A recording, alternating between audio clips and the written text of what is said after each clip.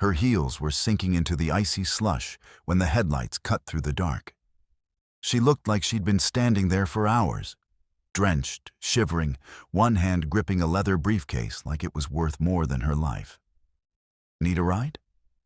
Ryan called out through the rolled-down window, his breath fogging in the cold air. Her guarded eyes met his. "Are you sure?" she asked softly, as if kindness from a stranger was a foreign language. He just nodded. "Hop in before you freeze."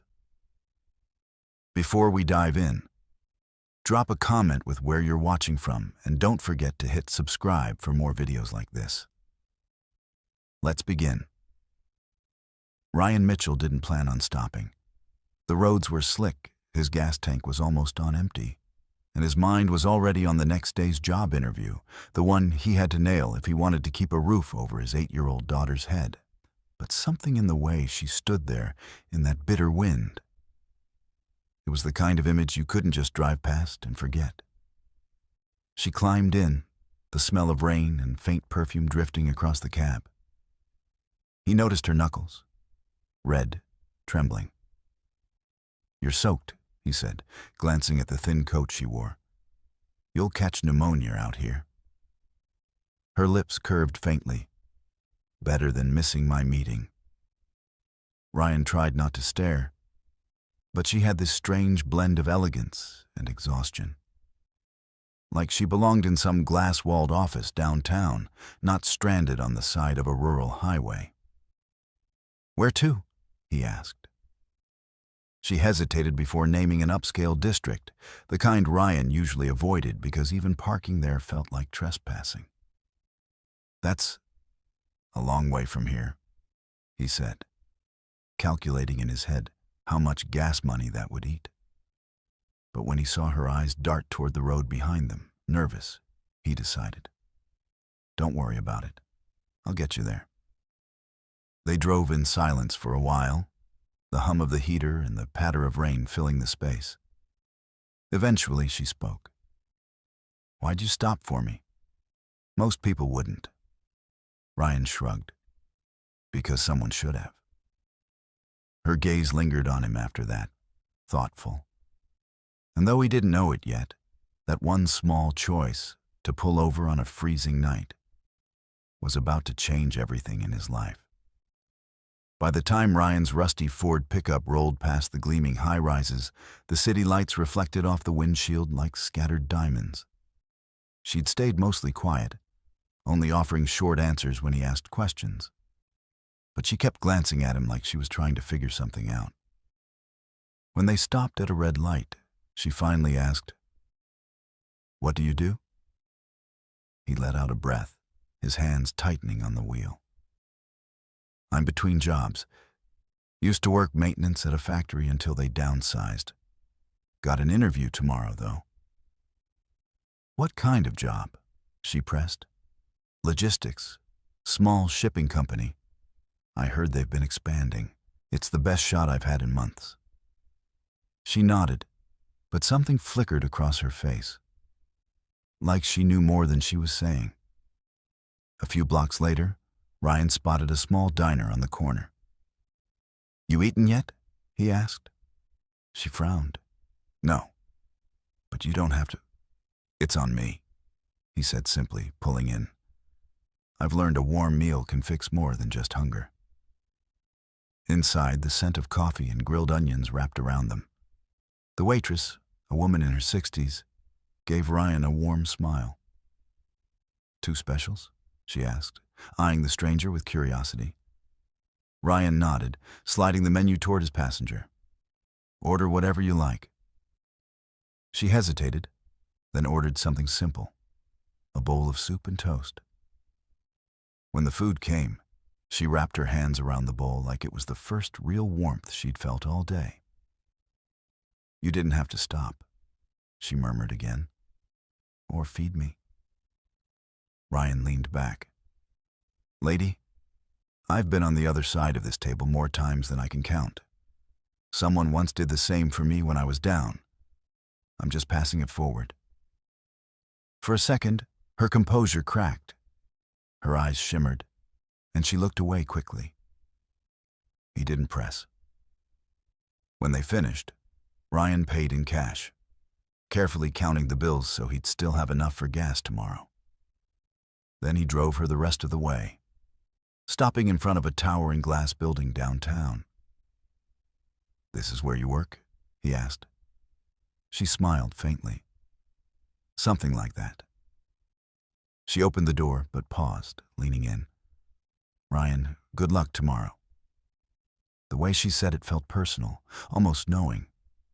And as she disappeared into the revolving doors, he couldn't shake the strange feeling that their paths hadn't just crossed by accident. The next morning, Ryan stood outside the glass building from last night, clutching his resume folder so tightly his knuckles ached. His heartbeat was too loud in his ears, and the city's cold wind cut through his thin jacket. He'd spent half the night replaying the ride with that mysterious woman, wondering why she'd wished him luck, like she knew something he didn't. Inside, the lobby was all marble floors and gleaming steel columns. A receptionist with a perfect bun greeted him politely. "You're here for the logistics position?" "Yes, ma'am," Ryan said, adjusting his tie, the one he'd borrowed from his neighbor. She handed him a visitor badge and pointed toward the elevator. "Top floor. You'll be meeting with the CEO herself," that stopped him cold. "The CEO?" he repeated, his voice catching. "That's correct. Miss Evelyn Hart personally approves all hires in the department." He rode the elevator up, the numbers ticking higher, his stomach twisting tighter with each floor. The doors slid open into a sprawling office lined with floor-to-ceiling windows. And there, seated behind a massive walnut desk, was the woman from last night. She didn't look like the shivering stranger on the roadside anymore. She was immaculate in a tailored navy suit, her hair pulled back in a sleek knot, her expression composed but unmistakably amused. "Mr. Mitchell," she said, standing to shake his hand. "We meet again." Ryan froze, feeling the blood drain from his face. You're the CEO?" Evelyn smiled, the corners of her mouth curving with quiet satisfaction. "I am. And I was the stranded woman you picked up on a freezing highway when you could have kept driving." He swallowed hard, his mind scrambling for words. "I didn't know." "That's exactly why it mattered," she said, her gaze locking on his. "You helped without expecting anything in return. That's rare. And it tells me more about your character than any resume ever could." She gestured toward the chair across from her desk. "Sit down, Ryan. This interview just became a very different conversation."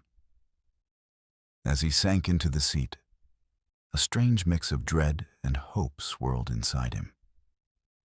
He didn't know if she was about to offer him the job or test him in a way that could change everything. Evelyn folded her hands on the desk, her eyes sharp but unreadable. "Ryan, I don't hire people based only on credentials. I hire based on proof they can think under pressure. I want to see how you handle a real problem, one that matters to this company." He straightened. "All right. What's the problem?" She leaned forward. "We have a major shipment stuck at the port. Customs paperwork is a mess. The client is threatening to pull their contract, and every hour costs us thousands. My managers have been arguing for 2 days without a solution. You have 1 hour to give me a plan." Ryan blinked. "You're serious?" "Deadly," she replied. "And if you fail, well, I'll still remember you as the man who stopped for me in the cold. But you won't get the job." The stakes hit him like a punch. This wasn't just about a paycheck. This was about proving he wasn't some washed-up single dad barely scraping by. She handed him a folder of chaotic documents and pointed to a side conference table. "You work here. I'll be back in 60 minutes. Ryan's mind went into overdrive. He'd spent years in warehouses and shipping yards, dealing with late trucks, missing inventory, and broken supply chains. He scanned the files, piecing together the timeline, cross-referencing forms, making quick notes. The problem wasn't the shipment. It was the paperwork trail. 35 minutes in, he spotted the missing link. The forms had been filed under the wrong harmonized tariff code. A 5-digit clerical error was holding up millions in goods. When Evelyn returned, he stood, handing her a clean, concise action sheet.